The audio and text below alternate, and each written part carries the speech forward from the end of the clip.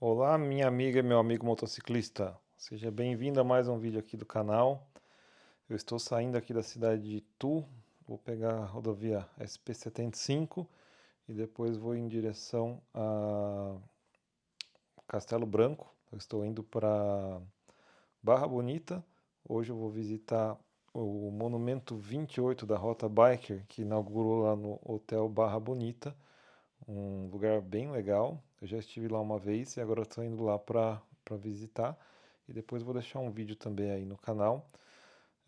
Mas eu vou aproveitar esse vídeo aqui para falar para vocês um pouquinho dos prós e contras que eu, na minha opinião, eu tenho com relação à minha motocicleta, a Triumph Speed 400, e aproveitar também para responder algumas perguntas que o pessoal costuma me fazer. Muita gente me pergunta bastante aí nos vídeos que eu faço e eu vou dar uma compilada aqui nessas questões para vocês. Bom, vou começar então falando um pouquinho aqui do ponto com relação ao que mais me perguntam, que é se essa moto é boa como primeira moto. E aí eu sempre falo que sim, até porque essa é a minha primeira moto. Não bem a minha primeira moto, porque eu comprei essa moto e basicamente um mês antes eu tinha comprado a Kawasaki KLX 300R, que tem bastante vídeo dela aí também no canal. Quando eu comprei essa moto, eu nem carteira de moto tinha.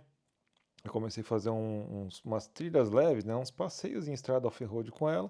Fui pegando o jeito de motos, nunca tinha andado numa moto na vida e gostei muito da experiência. E aí gostei tanto e acabei tirando a CNH de moto. Só que a Kawasaki ela não é uma moto de recreação, né? Ela não tem placa. Então acaba que eu nunca andei na cidade com ela. Por isso que eu considero que essa Speed 400 é a minha primeira moto. E eu acabei fazendo a minha carteira em um período de 3 meses aí. Eu comecei no final de dezembro, aí com o final de ano e tudo, acabei que eu fui pegar a carteira começo de março. E essa moto eu comprei em dezembro de 2024. E então, nesses primeiros 2, 3 meses, eu acabei que eu fazia só uns passeios, um- umas voltinhas de leve em torno do meu bairro, né, nas ruas em volta de casa. E fui pegando um pouquinho de jeito, e aí, assim que eu tirei a carteira, eu já comecei a fazer bastante viagem rodoviária. E muita gente se assusta, muita gente até me escreveu aí falando que eu tenho que tomar mais cuidado, porque eu faço viagens muito longas, com muito pouca experiência. E realmente é verdade, mas assim, uma coisa que eu gostaria de pontuar e que tem que ser muito pesada quando eu falo que é uma boa moto para como primeira moto, é com relação à experiência que você tem no trânsito. Porque assim, uma coisa é você com 18 anos, ou seja lá com qual idade, tirar a carteira, primeira carteira na vida, você nunca dirigiu nem carro nem moto, e aí você vai ter que aprender tudo. Vai ter que aprender a fazer curva com moto, frear a moto, a se equilibrar na moto, a reagir ao trânsito e também a interação, né, e o trânsito no geral. Outra coisa para quem já tem muita experiência no trânsito e está só começando com moto, que é o meu caso. Eu tirei carteira de carro no primeiro dia dos meus 18 anos e agora eu tô com 40, então eu tenho 22 anos já de carteira de carro. Tenho já a carteira B e a D, no caso, né? Até eu tenho habilitação para caminhão, habilitação para micro-ônibus, tudo. Então, eu tenho uma vivência de trânsito muito já avançada. Eu já tenho muita experiência tanto com off-road como com viagem rodoviária. Eu faço São Paulo-Porto Alegre umas 10 vezes no ano. Faço muita viagem para Santa Catarina também, São Paulo-Santa Catarina. Já vou muito para a Serra da Canastra. Então, eu tenho uma vivência de trânsito muito grande. Isso já me ajuda muito, porque eu já consigo ter uma visão muito diferenciada no trânsito com a moto. Eu sei, por exemplo, quando eu consigo prever já, né, qualquer um que tem já essa vivência, quando alguém vai fazer uma coisa errada, alguém que vai virar sem seta, alguém que você consegue ver a pessoa dar aquela reduzida, o carro se afasta um pouquinho, então você já consegue prever muita coisa que o recém-habilitado, sem experiência em trânsito, não tem. E outra coisa que também me ajudou muito é que assim que eu tirei a minha carteira, ao invés de eu começar já a andar em rodovias que nem aqui, assim, que eu tô, em que o limite é 110 e é cheio de carro o tempo todo, dia, noite, caminhão, eu comecei fazendo Itu, Cabreúva, Pirapora do Bom Jesus, que é a Estrada Parque e a Estrada dos Romeiros. É uma vantagem que eu tenho por ser muito perto de casa e eu ia muito ali à noite, inicialmente, assim, madrugada mesmo, 2, 3 da manhã, quando não tinha ninguém nas primeiras vezes. E depois eu comecei a ir durante o dia, durante a semana, que são condições em que o trânsito ali já é proibido caminhão e o trânsito é muito tranquilo e é uma estrada muito técnica, porque é uma estrada com muita curva, velocidade média baixa e que te permite aprender muito bem a fazer curva, a reagir, a frear, a acelerar, a inclinar. Então, eu acho que é uma dica que fica para quem está começando, porque assim, uma coisa é você entrar numa Castelo Branco aqui, numa SP 75 e sair acelerando. Qualquer um faz isso, você sai e acelera. Agora o problema é ir na hora que você tiver que frear, na hora que você tiver que fazer um desvio rápido, ou na hora que aparecer uma curva inesperada, ou alguma coisa no chão, coisa que eu peguei muito no começo. Tinha, né, nessa estrada que eu falei aí, tem às vezes capivara, cheguei a ver até cobra na estrada e levava um baita de um susto, e aí você dá aquela reação, às vezes você erra, aí você fala, nossa, o que que eu fiz de errado? Só que é uma condição que você erra e não tem ninguém atrás, né? Então, assim, eu nunca caí, nunca sofri acidente, mas você aprende com uma condição um pouco mais segura, digamos assim, porque se você sofre uma queda numa estrada como essa, um caminhão que está atrás não tem condição nenhuma de te salvar, né? Ele não vai frear a tempo, ele não vai conseguir desviar. Agora, nessas estradas secundárias e principalmente com cautela, você vai aprender muito melhor.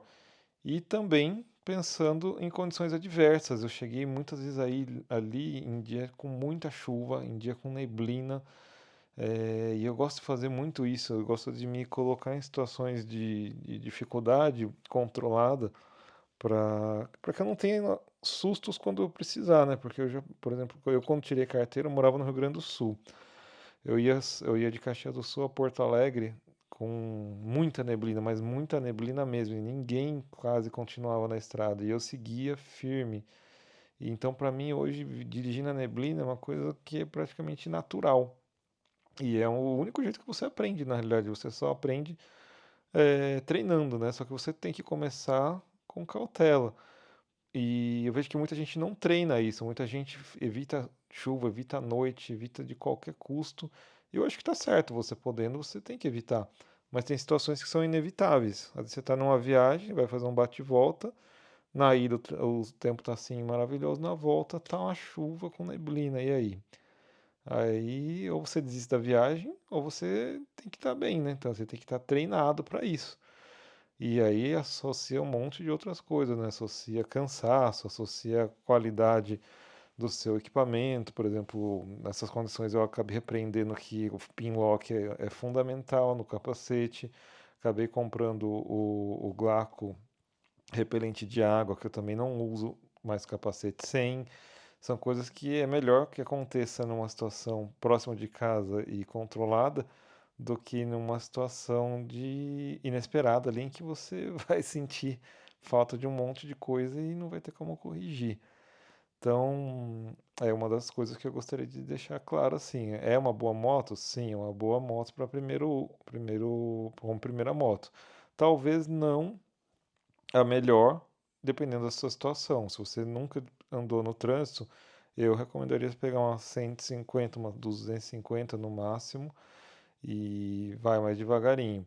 Agora, com relação à Speed, ela tem características que são, a meu ver, muito interessantes. Por exemplo, o peso dela não é tão grande, ela tem 170 quilos, é já bem mais pesada, por exemplo, que a KLX que eu tinha, que era de 124.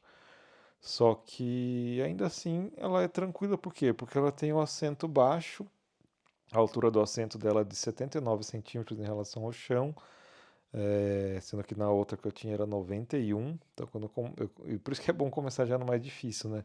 Apesar que eu tenho 1,80 m, então mesmo com 91 eu ficava bem na outra, só que nessa apareceu tudo muito mais fácil. Então quando eu fui fazer a autoescola, a motoescola, nossa, eu achava a moto deles muito baixa, porque eu estava acostumado com a outra e parecia daí tudo muito mais fácil, né? Na hora de fazer aquela prancha reta lá, fica bem mais tranquilo. Então, assim, eu recomendo como primeira moto para quem já tem experiência em trânsito com carro, com caminhão. E se você nunca dirigiu, se você está começando agora, vai numa motinha um pouco mais tranquila. Porém, também tem um outro lado, que é a questão do o que você pretende no futuro com essa moto. Porque, por exemplo, eu comprei a moto com a ideia de aprender e fazer um upgrade para uma moto maior. A minha ideia é pegar uma 800 agora da V-Strom, por dois motivos. Um, que eu quero fazer também passeios em estradas rurais, estradas de terra, e essa moto ela é bem focada no rodoviário. E outro, que eu acho que o motor de 800 cilindradas, para o tipo de uso que eu faço, que é basicamente 99% rodoviário, aí se justifica. Agora, para uma moto, uma pessoa que, por exemplo, vai querer uma moto para usar no dia a dia e ficar fazendo umas viagens de final de semana, e mesmo que sejam viagens longas, eu já fiz viagem daqui de São Paulo para Brasília e de volta, e tranquilo, a moto vai que é uma beleza. E aí eu vou começar então a pontuar alguns pontos que eu acho positivo e negativo. Começando por uma outra questão que também muito me perguntam, questão do conforto dessa moto. Muita gente me pergunta se eu sinto dor no corpo, se eu sinto formigamento, se eu sinto desconforto no banco. E a resposta é sim e não. Então, assim, no início, quando eu estava começando, eu sentia muito formigamento na minha mão e no meu punho, e também dor no ombro.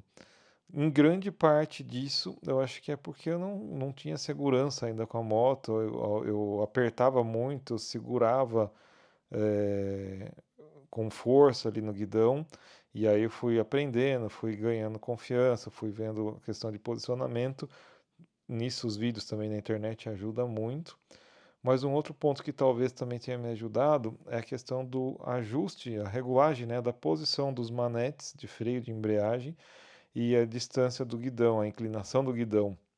Isso também é fundamental para você ter uma boa ergonomia na moto, porque, claro, a moto ela vem de fábrica padrão e cada pessoa tem uma necessidade. Então, se você quiser, o que eu recomendo até é entrar no YouTube e dar uma pesquisada. Aí tem muita gente fazendo vídeo.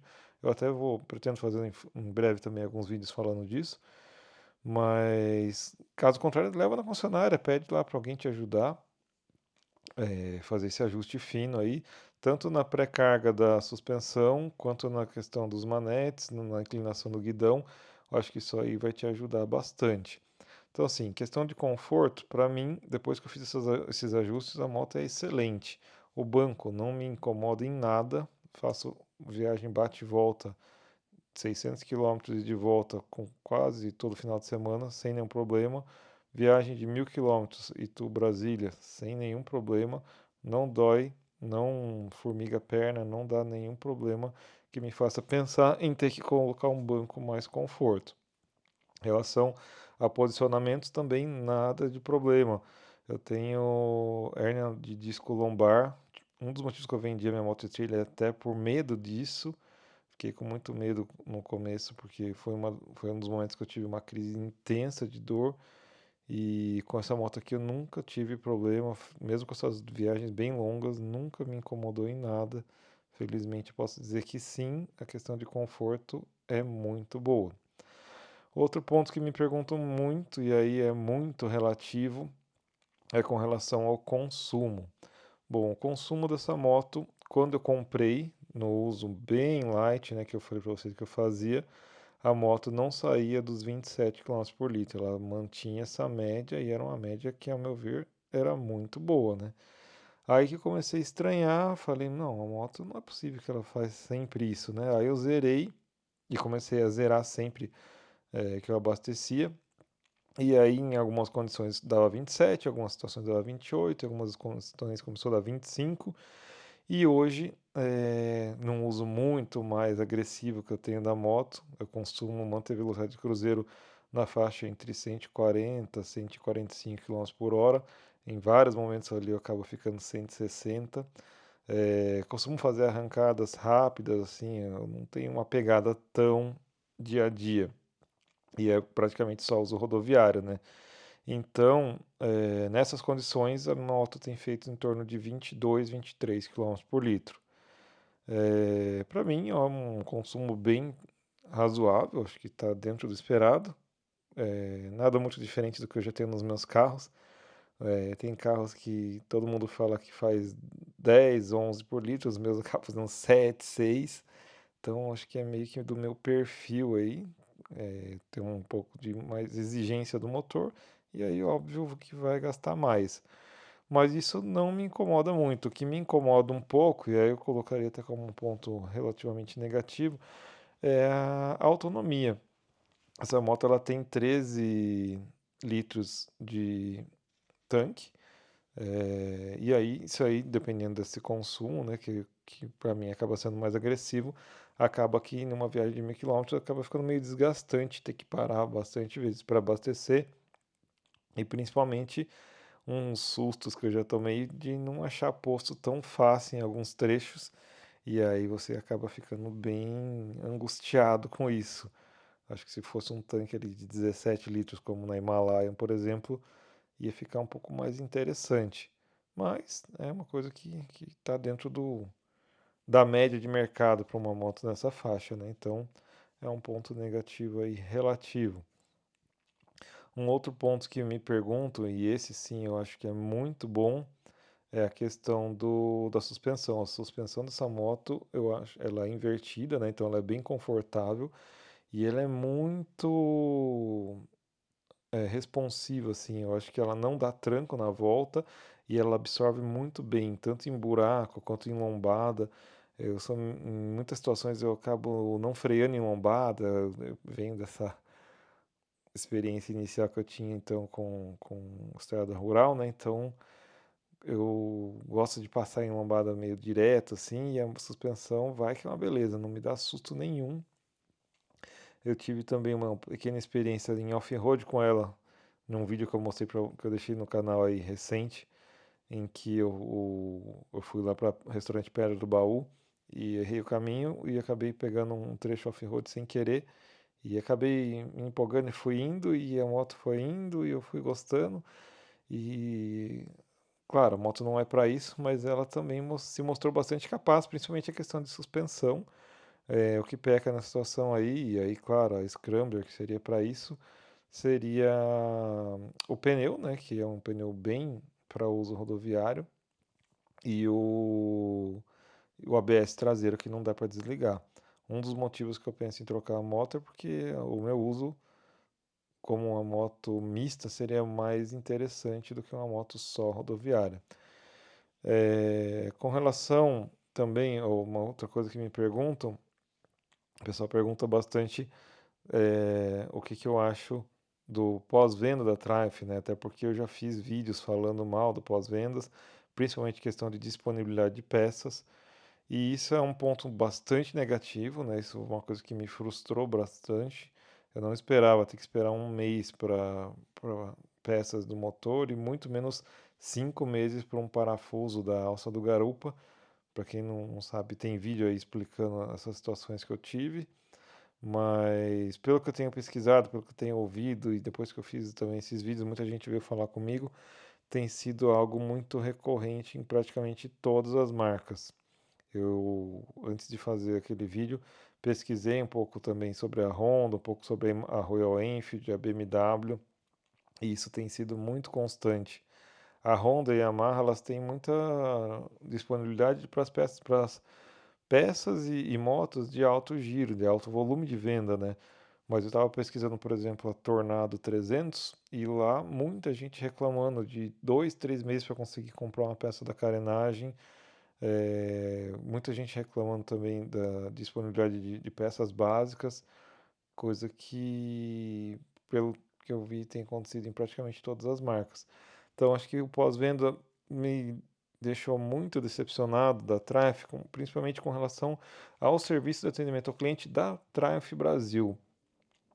o saque, a questão de Reclame Aqui, a questão até da queixa que eu fiz no Procon, eles simplesmente ignoram, eles não te respondem, eles no saque eles te pedem um prazo de uma semana para retornar, passa esse prazo eles não retornam, você liga lá de volta, eles pedem mais um prazo de uma semana e passa esse prazo eles não te retornam, então acaba que a comunicação é basicamente só com a concessionária, e a concessionária, claro, depende da atitude e da disponibilidade da Triumph para te assistir de acordo, mas o atendimento, pelo menos da concessionária que eu tive da Triple Campinas, foi muito bom. A minha revisão eu não fiz lá, a primeira eu fiz na Triumph de Sorocaba, na MAG de Sorocaba. Lá eu achei péssimo o atendimento, foi muito ruim mesmo. E eu até já fiz um vídeo anterior falando sobre isso, mas o atendimento da Triple de Campinas foi muito bom para esse problema que eu tive no motor. Para quem não viu os outros vídeos, eu tive um problema de perda de potência na moto e um barulho metálico no motor na volta da viagem que eu fiz para Brasília. E a hora que eu cheguei em casa, eu levei para a concessionária e eles disseram que identificaram, depois de uma semana com a moto parada lá, que era um problema no tensionador da corrente de comando de válvula do motor e que precisava fazer uma troca, que teoricamente eram peças simples, mas nisso tudo eu levei um mês para entre pedir peça, importar peça, esperar chegar a peça. Isso tudo porque eu ainda acionei o Procon e o Procon ia exigir deles o cumprimento do prazo legal de 30 dias. Sendo que eles acabam me entregando no último dia desse prazo. Caso eu não tivesse feito isso, acho que eu estava até hoje com a moto lá parada. Então, esse é um ponto muito negativo, que é a disponibilidade de peças. Um ponto que eu acho positivo nessa moto é a questão de preço e disponibilidade de acessórios. Eu comprei direto da Triumph a bolha e o rack de bagagem, né, o bagageiro, os dois originais, e comprei pelo site da, pela loja oficial da Triumph no Mercado Livre, que basicamente é as concessionárias vendendo lá no Mercado Livre. Eu até fiz vídeo explicando como é que a gente faz essas compras e eu achei um preço bem justo. Eu paguei na faixa de R$ 800 pelo bagageiro e na faixa acho que de 900 a bolha mais o suporte na época. Eu mesmo instalei em casa, coisa bem tranquila. Então eu achei que comparando, por exemplo, com a Royal Enfield, onde eu estou pesquisando a Himalayan 450, os preços são bem mais salgados, não tem a disponibilidade de comprar na internet, você tem que comprar direto na loja física, nas concessionárias, e então acho que esse é um ponto positivo para a Triumph. Outra coisa positiva é a questão de volume de vendas, né, da Speed, da Scrambler. São motos que têm vendido bem, e por estar vendendo bem, acaba que fica uma moto com mais disponibilidade de peças no mercado paralelo, né? Acaba que muitas empresas acabam desenvolvendo acessórios, acabam oferecendo coisas que a própria Triumph não tem e que, por ser uma moto com um volume maior, acaba atraindo o interesse dessas empresas, coisas que para motos mais de nicho a gente não teria disponibilidade. Então, acho que acaba sendo um ponto positivo, mas também gera um ponto negativo, que é a questão de roubos, né? É uma moto que está sendo bastante visada para roubo, tanto pela questão de venda depois de peça em mercado paralelo, então acaba que o seguro vai ficando mais caro, a moto vai ficando um pouco mais perigosa de usar em grandes centros, o que acaba gerando uma certa insegurança. Então, isso daí, para mim, é um ponto negativo, infelizmente, da nossa segurança pública, não tanto da marca, né?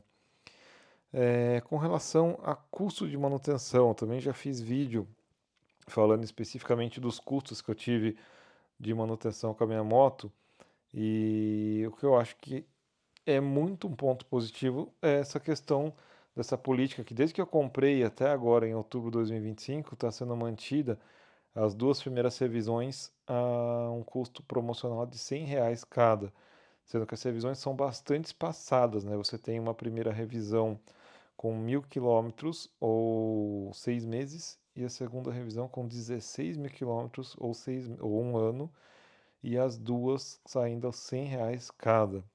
É claro que isso é uma manutenção básica, né? Basicamente a troca de óleo, a troca do filtro, apertos e ajustes. E se for identificado qualquer necessidade de coisas adicionais, você vai ter que pagar. Mas basicamente é um preço muito, muito mais acessível do que, por exemplo, na Royal Enfield, que é onde eu já pesquisei, a Himalayan. Nesse período de 1 ano você gasta em torno de R$ 2.000, sendo que aqui você vai gastar R$ 200, sendo que as revisões deles lá, a primeira é com 500 km ou 45 dias, a segunda é com 5.000 km ou 6 meses, a terceira e daí em diante é a cada 5.000 km ou 6 meses. E cada revisão lá sai na faixa de 600 a R$ 1.000, tendo algumas aí mais para frente bem mais salgadas. Então, nesse ponto, eu acho que é bastante positivo aqui para a Speed 400. E mesmo com relação ao concorrente a Bajaj ali também os preços são maiores. É claro que não vai ser só esse o custo, né? Eu tive outros custos do consumo normal. Por exemplo, eu tive que trocar o pneu traseiro já com 13.000 km. Eu troquei meu pneu traseiro, paguei na faixa de R$ 780. Eu fiz um vídeo também explicando isso, né? Falando disso daí. Fiz a troca de óleo intermediária usando o óleo Castrol original recomendado pela marca. E aí, claro, é um óleo mais caro, mas eu acho que é um custo que se paga, né? Porque você evita grandes problemas com o motor. Sendo que, por exemplo, na Royal Enfield, mesmo as revisões lá sendo bem mais caras, o próprio manual recomenda o óleo semissintético. E aqui a gente tem o óleo sintético da Castrol, que é um dos melhores óleos que tem, né? E além disso daí, eu tive também o custo de. Vou ter muito em breve o custo de troca do kit relação, que já a minha corrente já está ovalada, ela está quase já no limite de ajuste ali. Então o mecânico já me disse que por volta dos 15 mil no máximo eu vou ter que fazer essa troca, mais ou menos na faixa de uns R$ 900 de peça, não sei quanto vai ser de mão de obra, mas isso aí é coisa que também faz parte para qualquer moto, né? É, Então, assim, dá pra ver que dentro do que eu tô narrando aí, na grande maior parte das coisas, pra mim, essa moto só tem pontos positivos. Tem esses pontos negativos, mas eu acho que, no geral, é uma moto que me atende muito bem. Muita gente me pergunta também com relação à ciclística da moto. Eu acho muito boa. Para andar no corredor é muito tranquila. Muita gente vê esses retrovisores largos, né, acaba assustando, mas não, é muito tranquilo, mesmo para quem tem pouca experiência. Eu, quando estava com uns 2 meses já rodando em estrada, cheguei a pegar uns congestionamentos indo para Jundiaí, ali no trechinho que vai começar a Bandeirantes, é sempre travado. E cheguei um dia lá, falei, não, é agora ou nunca. Eu fui no corredor e de lá para cá nunca mais tive problema. Toda vez que tem um trânsito, eu vou no corredor. Praticamente eu pego muito corredor em estrada, né, nessas condições de trânsito. Voltando dia desses de Campos do Jordão, eu peguei a Dutra toda travada, acho que eu rodei mais de 40 km na Dutra só no corredor e a moto vai tranquila, sem nenhum grande problema. Na cidade eu tenho rodado pouco, na verdade eu rodo em cidade, mas não vou tanto para São Paulo, para cidades assim que o trânsito é muito parado. Então não pego tanto corredor em cidade, mas basicamente a mesma coisa, né? É só ter um pouco mais de cuidado porque lá vai ter bem mais moto. Então, sim, a moto tem uma ciclística bem legal. Em estrada de curva nem se fala, né? O pneu é muito bom, inclinar com a moto é muito seguro. Eu acho que o freio também responde muito bem. Nunca saturei o freio, eu faço, como vocês já falei, né? Uma pegada bem mais agressiva e a moto nunca ficou sem freio, nunca chegou a ficar com freio borrachudo, nunca chegou a superaquecer, mesmo não tendo aerokeep, né? E é uma moto que sim atende muito bem. E aí, com relação ao contexto geral, o que que eu acho? Acho que é uma moto legal, Para quem vai usar então uso urbano e rodoviário é, de curtas ou longas distâncias, mas não tão frequente, ou para quem quer uma moto de um custo-benefício assim legal, né?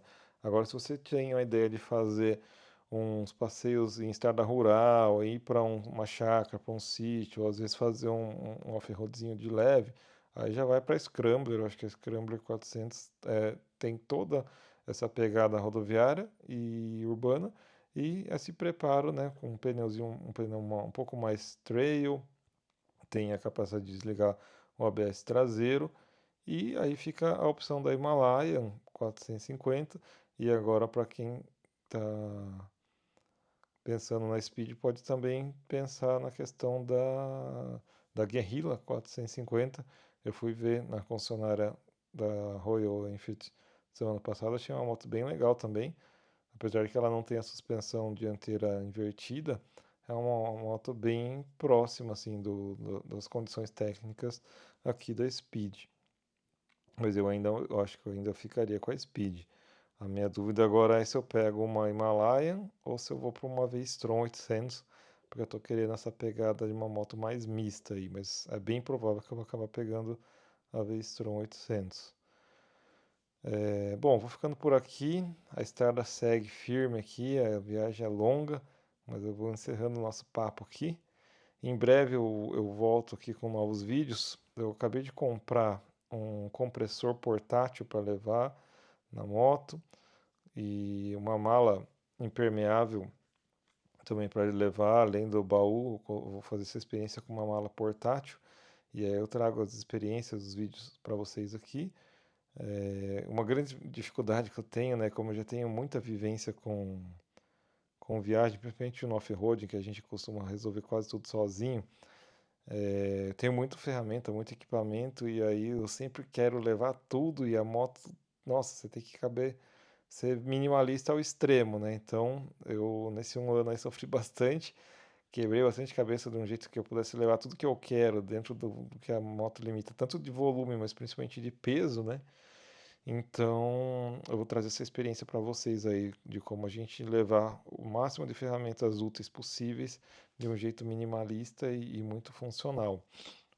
Então, fica atento aí no canal. Eu agradeço pela sua audiência. Peço que deixe um like aí no vídeo. Compartilhe com quem você sabe que está interessado aí no Speed 400 ou na Scrambler também. Deixe seus comentários aí também, se tiver dúvidas, se tiver alguma coisa para acrescentar, vai ser muito bem-vindo. As dúvidas em breve eu respondo. Eu sempre tento responder todo mundo em mensagem e quando surgem várias dúvidas assim, eu acabo fazendo um vídeo contextualizando tudo. Um forte abraço e até a próxima.